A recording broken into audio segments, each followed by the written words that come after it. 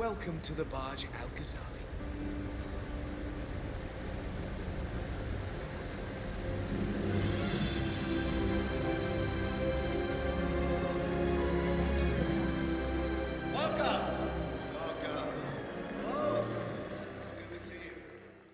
If I asked a handful of people to name gaming's best franchises, or name some of gaming's most memorable characters, I wonder how many would name Hitman and 47.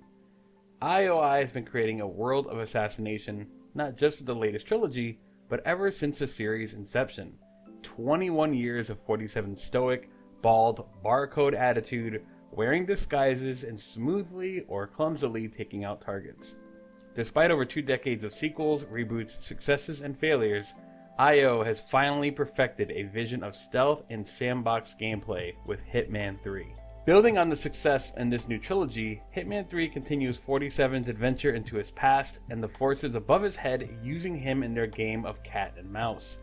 To those who don't know, the latest Hitman trilogy has essentially rebooted the franchise with an extreme focus on huge, open-ended mission design with a big focus on 47's bag of tricks and tons of replay value.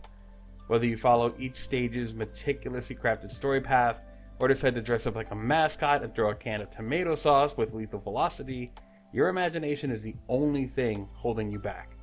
IO continues the trend with the end of this trilogy. From a narrative point of view, they really go all out with blending the story into the missions themselves, and to say anything more about the storyline that they've been building over the past couple of games would be a disservice. I will not spoil Hitman 3 in this video whatsoever.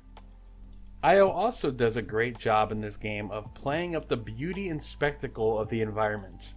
The opening stage in Dubai is a perfect example of this, as the music swells and the camera zooms out and pans when you enter new areas to create truly stunning shots.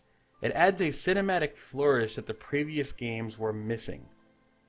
The new locations are also some of the best in the history of the franchise. Even when a couple are a tad subdued, it serves a purpose as the flow of the levels tell a great narrative and gameplay storyline. The highs and lows are balanced so the end game really stands out. I think the previous games suffered a bit as later levels felt a notch below the opening sequences.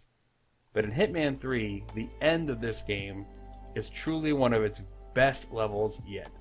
Hitman 3 also consolidates the entire trilogy in more ways than one.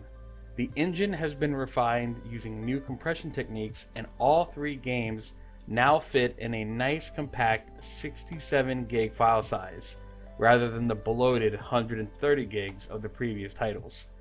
Even better, all of the new engine refinements in gameplay techniques such as camera or permanent shortcuts now carry backwards into the previous 2 games. This is 100% the definitive version of this Hitman trilogy. More so, all the unlocks from Hitman 2 are also there, and the mastery system has been streamlined for a more concise and clear leveling experience. The overall streamlining and carrying forward of the previous games is fantastic, and it helps because Hitman 3 is both the best entry point for a new player in the series, while also being the climactic and exciting end of a great legacy for longtime veteran players.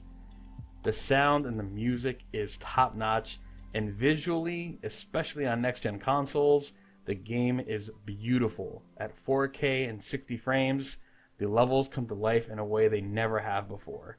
Hopefully, this new chapter in IO's marquee franchise helped cement Hitman and 47 as iconic gaming figures, because it's well deserved and earned. I loved Hitman 3, I think it's fantastic, and if you have not played any of these new games, I can't think of a better way to break in a brand new next-gen console or play a more refined experience on your older ones outside of this game. 47 story is well told, it looks great, plays great, and I cannot wait to see how much videos go viral with all the setups the new stages have. My name is Namtox. I have not done a review in quite some time. Check out the written review at rectifygaming.com. Welcome to 2021, and I hope you all enjoyed the video. I'll see you guys next time.